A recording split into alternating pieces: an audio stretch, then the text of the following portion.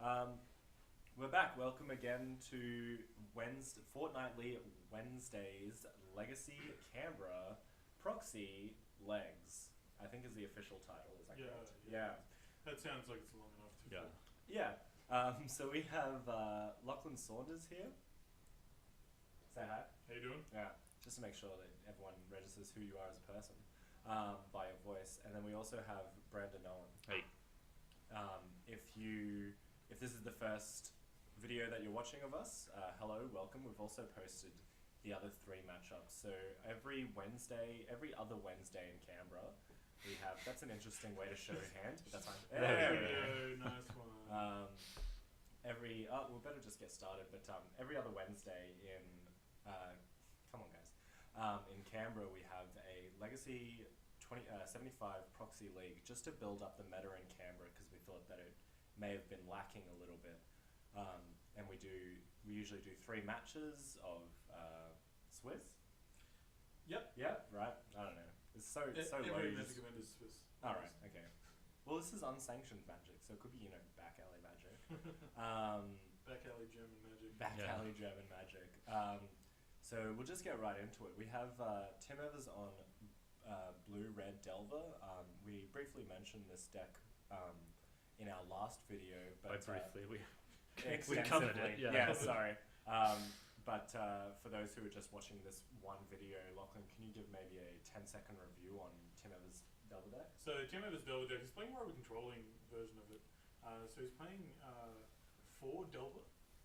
And he's not actually playing any Monastery Swiss Spears. He's eschewed Monastery Swiss Spear in favor of True Name Nemesis. It's more of a consistent and slower approach to kind of taking down his opponents. He's also got some clicks, some Grim Lavamancers, and a couple of Snapcaster Mages there. He still wants to be pretty aggressive with the slamming down the turn 1 Delver and flipping it. Mm-hmm. But he's aiming towards a longer game involving True Name Nemesis as a consistent way to dominate his opponent. Sure. And Shane is playing TES, which stands for the Epic Storm. So he's playing a combo deck that aims to kill its opponent as soon as possible.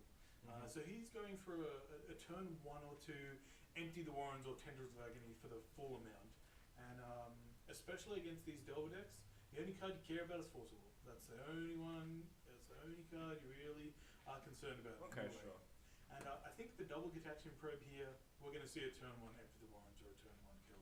Right. He's seen Tim's hand, and I don't see a Forcible there. Do you guys see a Forcible? No, there? I don't know what that proxy is, but It's definitely not a Forcible. yeah, definitely not. Tim owns, See a Flusterstorm Yes, and and Lavamancer, a couple of lands. yeah, and So- the Flusterstorm is really why Shane's kind of like going to go off this turn. Yeah, He knows that he can't give Tim that land drop. Otherwise, Flusterstorm, it's a bit of a hard card to beat. You've got to get the duress to take it out. And he's with the double Gataxian Probe. I think he's just going to kind of go for it now and probably make some goblins. Yeah, I mean, he's definitely happy just to drop the goblins, maybe 10 of them. Yeah. Around that amount, there's nothing Tim can really do about it besides blocking and maybe burning his opponent out. Mm-hmm. So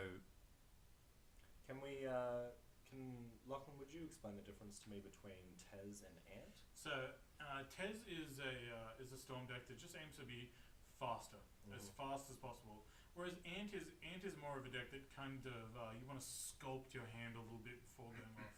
Whereas TES is more of a hold your balls and just go for it. Yeah.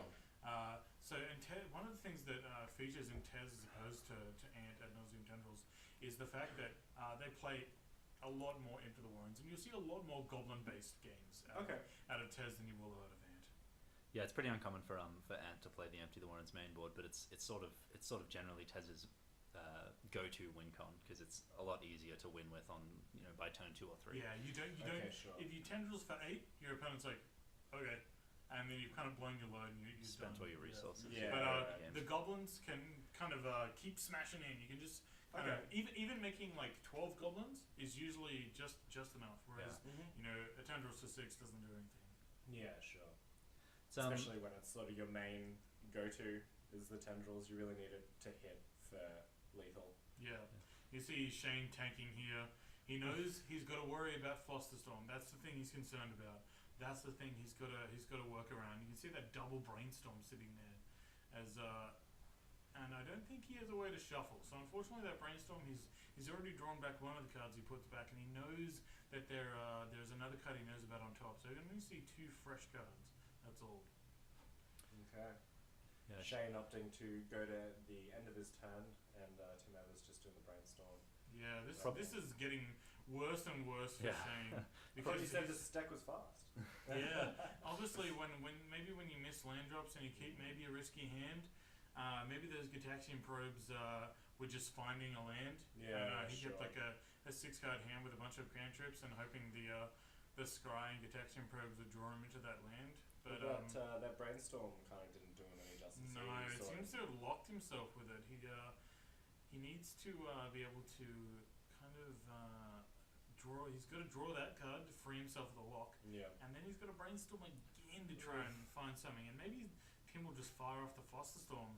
Oh wow. No, I guess he's more interested in brainstorming at the end of Tim's turn in order to if Tim does snap off the Flusterstorm, that's a lot better for him. So pretty unfortunate for Shane here that Tim flips this Delver. I mean, it was bound to happen. It was a brainstorm. It was assured, but it definitely gives him a clock, which is pretty substantial. Yeah, it's not a fast clock though. 3 a turn for this TES deck is not especially quick. Yeah, but we do see. I mean, we know that we've got the Flusterstorm in hand, and I think Shane is pretty worried about that. Not sure what he's really going to do. Maybe what does he do? He's got a duress. Yeah, he's got a duress, and he's got the option to power through. Ooh, I think this brainstorm is going to lock him again. There is a ponder there, which is able to free him next turn, but it's just going to give Tim another turn, up to 2 more turns. He's just drawn so many cards at this point. He's been able to sculpt his hand through a single brainstorm, and I believe there's another brainstorm there. And he has a threat in play. He has lightning bolts. Like he's also got a Vendilion Click in his hand there. Yeah, that's going to be crucial. It's going to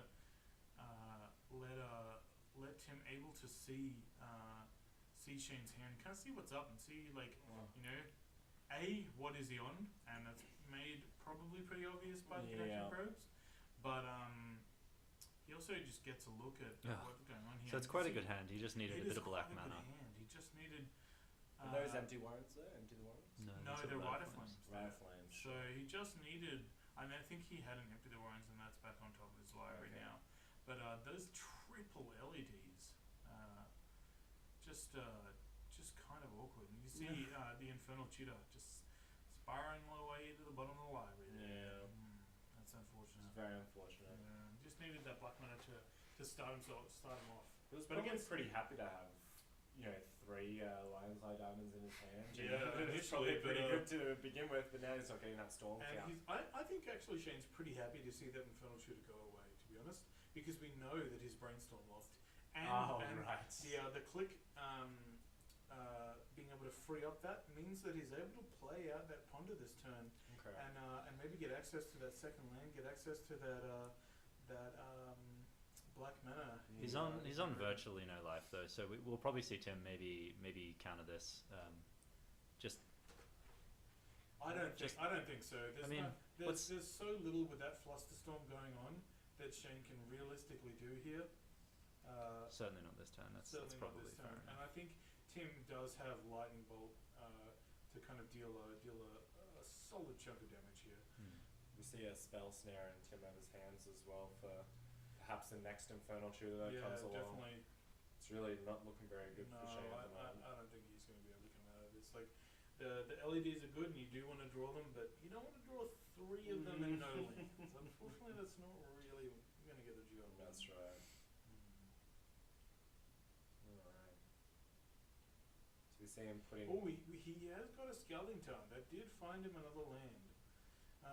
Unfortunately, though, still not able to produce the black mana that he needs. I mean, at this point, I guess he doesn't really need it. Get an Underground Sea. If he did draw that Empty the Warrens, then I guess he can produce some number of goblins. It's probably too late at this point. Well, the goblins especially the goblins don't block. Yeah. They don't block very well against the Insectile Liberation and the Vendilion Click. Yeah, you can see this turn. I think he's just going to try and go for it. Try and do something. Just no realizes the writing's kind of on the wall at this point. Yep. So scoops up, not being able to really do anything. Do we see a tendrils in main board for TES? I believe Yeah. they access it through Burning Wish. Is there Okay, any tendrils sure. in the main deck there? No, it doesn't look like it. No, yeah, it's mainly through Burning Wish, because often the kills you have that involve tendrils is going to involve an Infernal Tutor or a Burning Wish. Yeah, and having tendrils in the main deck, it's not really an extra card you want to draw in TES because Yeah. most of your kills are done through the goblins, as we previously talked about, and the kills that involve tendrils are just kind of pretty self-apparent that like Sure. you have enough storm and mana to get all the way up to 10 plus, and you have enough mana to kind of wish for it. Mm-hmm. Kind of an old school TES list from Shane. Looking at the sideboard, he's got the diminishing returns in there, and a Telemann performance. Yeah. Tell him performance a nod to Sneak and Show, which actually is kind of mysteriously absent in our metagame. Yeah. I believe we've had Jacob Dunn playing it week before last, but apart from that, we haven't seen it whatsoever. Which is and we haven't got any Miracles players either. So and looking at the top 8 of GP Shiba, it was basically Miracles and Sneak and Show, Death and Taxes and Elves.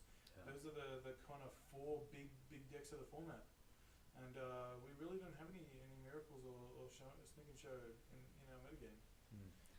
And with like 75 playtest cards, that's it's kind of strange. Like you're not kind of restricted by anything. Maybe people want to be a little bit more creative and not just play the best decks. the best Force of Will decks. Yeah. So I suppose also like you're not really there to win. I mean, you're not there to win any prizes. You're there to just play test. There's a lot of your motivations are more to play Legacy as opposed to win the event. Yeah, exactly. I mean, we have seen Death and Taxes and Elves from a couple of resident Legacy players, but those are just decks that they've already got created, and they don't feel like going anywhere else. Yeah, exactly. So Legacy is one of those formats that kind of rewards you for specializing, picking a deck and tuning it and learning to play it, and kind of like getting as good at it as you possibly can. Exactly. Now we can look at Shane's sideboard, and there's not a whole lot he wants to bring in. Maybe some Xantid Swarms, but honestly, they kind of died of lightning bolts, so maybe. Unfortunately for Shane, Tim's deck is kind of it's probably it's most equipped to beat Storm decks. It's the Delver deck, which is definitely hedging its bets. Those main deck 2 Flusterstorms. Yeah. Does he have extra in the board? No. Two in the main deck seems to be enough. Because for Tim's Delver deck in the sideboard, he has 2 Pyroblast, a Red Elemental Blast, 2 Invasive Surgeries, 2 Surgical Extractions, 2 Sudden Demises, 1 Pithing Needle, 3 Smash, 2 Smithereens, and 2 Submerge. Lachlan, what do you think he might bring in for this matchup? I think we'll definitely see the Invasive Surgeries coming in as a way to just stop those Infernal Tutors, stop those Burning Wishes blank. And we could also see the Pyroblast coming in just to shut off those cantrips. But honestly, his maybe the Spell Snares are just good enough in the main deck that he doesn't need to bring in the Surgeries, because the Spell Snares shut off the basically everything that the Surgeries would anyway. Well, maybe he takes out some of his less impactful cards, like I suppose things like Burst Lightning don't do all that much in this matchup. And Grim Lava Mantis might be pretty blank. He's got space. We could see him board in Sudden Demise, right? As an answer to the Goblins? Yeah, I mean, he's got no other answer to Goblins besides maybe getting lucky with like racing in the sky. So Sudden Demise could definitely be a card he can consider here. Now Sudden Demise is X and a red sorcery. Choose a color. Deal X damage to each creature of the chosen color. It's pretty good. Do it for 1/1 goblins, suddenly becomes pretty good. You'd probably bring that in as well with elves. Oh, even Death and Taxes. Yeah, Death and Taxes, Just take out all those little dorks. Now, you can only protect one thing with Mother of Runes, so... Yeah. That's right. So we're pretty well into the game at this point. As this, we're seeing 2 lands on each side.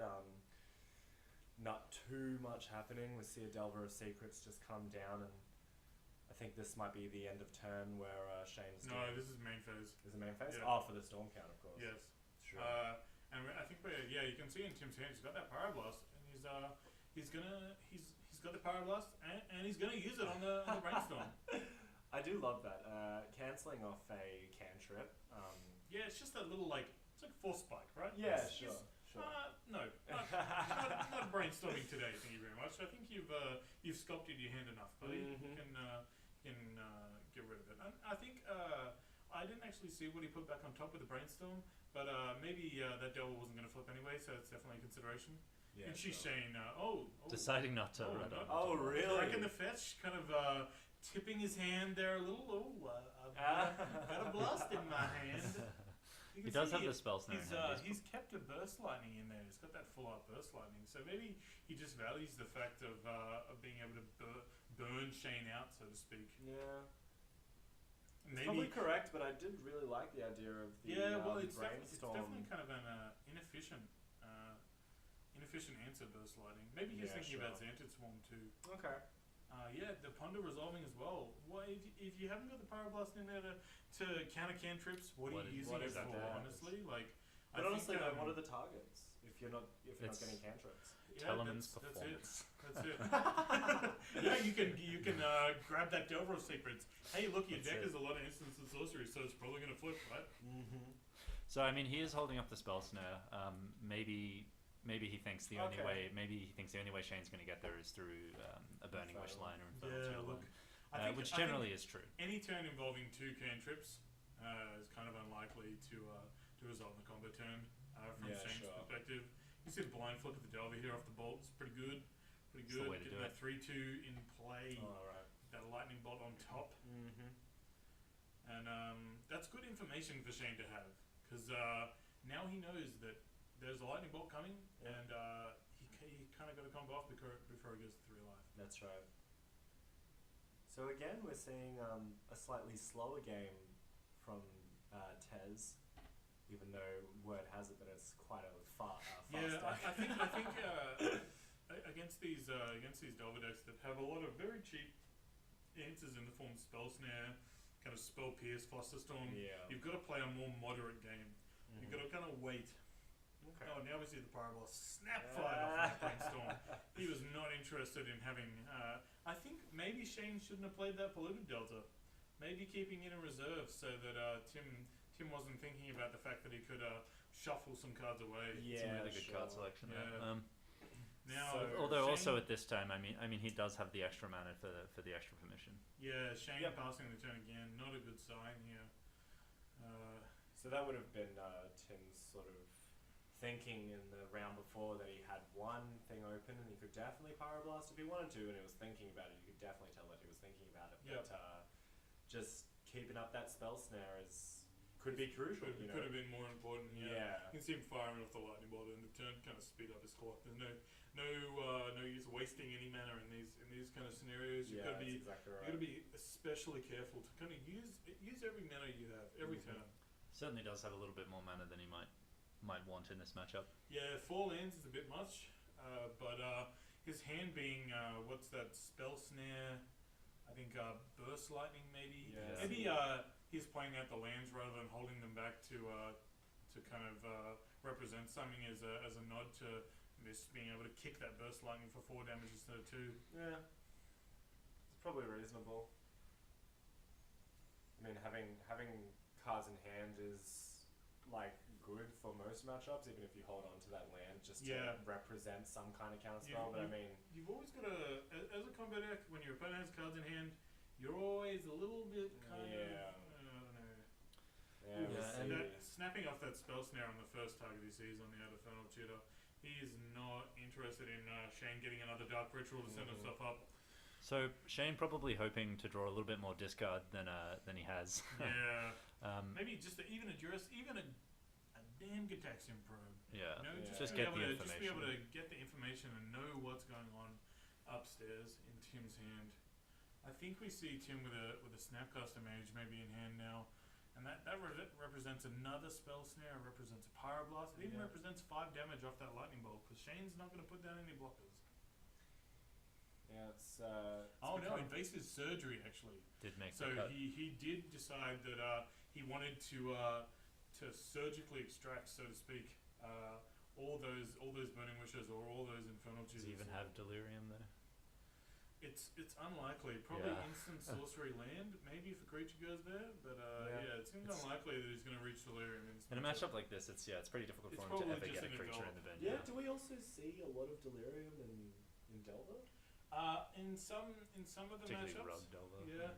Yeah. In some of the instant matchups sorcery's where land is almost yeah, so if you get a creature in there, maybe if you're playing Thought Scour, Okay. you could Snaps off a second spell snare. yeah, maybe that's more of a I mean, sorry, just to interrupt, the spell snare Infernal Tutor is probably just a completely reasonable target. yeah, like if you're not gonna if it's not there to counter Infernal Tutor Burning Wish, like what is it there for? You know, like I don't think we're kind of like holding on to it. Yeah, Shane having to read Burst Lightning here. No idea what's going on. He's getting shocked in Legacy. Who would have thought? Yeah, He's just throws casually it across the tossing table. it. He's not impressed by this newfangled shock business. Shane's a pretty old school player. He's been playing for a while now.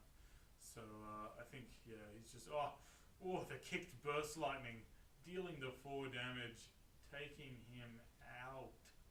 You can see him reading the invasive surgery.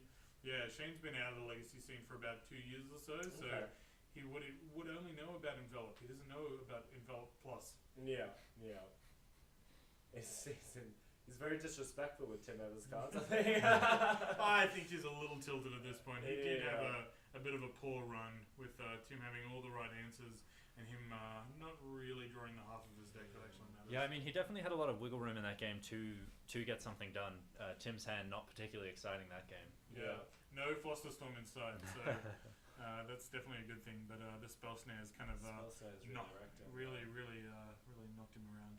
So what do you think he was searching for with those 2 Infernal? Just definitely a Dark Ritual, I believe. I believe he had a Dark Ritual in hand, and I think that's what we would have seen revealed if had he got the chance to resolve a single Infernal Tutor. The first one resolving, the second one not as exciting if you don't have the other one in your hand. Yes. Getting naturally hellbent and going you can from see there.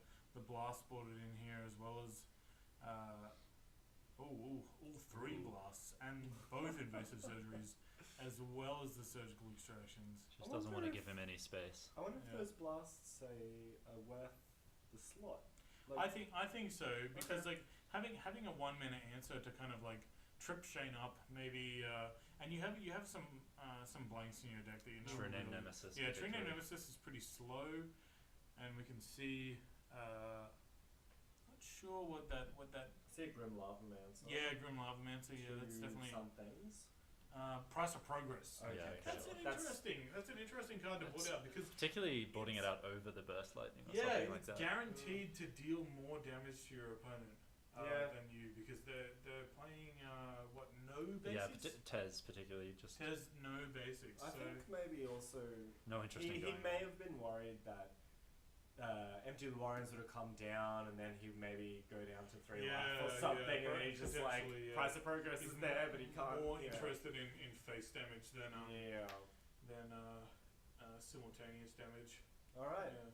So as we saw in that game, Tim Evers took it out with 2-0, which is very unfortunate for Shane. Thank you so much for joining us. This has been Wednesday Legacy. Fortnightly Legacy, Legs, Jolt Games, 75 Proxy. Your nation's capital. Yeah, your nation's capital. Thank you so much, and we'll see you next time.